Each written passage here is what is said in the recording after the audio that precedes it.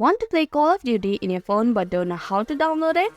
Hi everyone, welcome back to Make Gaming Easy. In this video, I'll show you some quick and easy steps on how to download Call of Duty on iOS or Android device. So without any further ado, let's get started.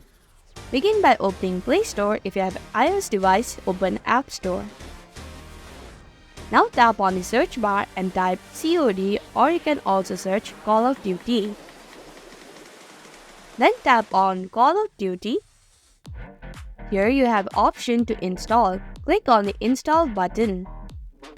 I'm fast forwarding this section as it might take some time. Now Call of Duty has been installed in your phone.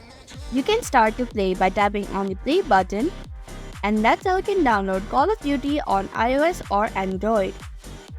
Thank you for watching Make Gaming Easy. Hope this video was helpful. If it was, then hit the like button and comment down if you have any questions or feedback. Also, if you're new to our channel, subscribe and hit the bell icon so that you don't miss upcoming videos.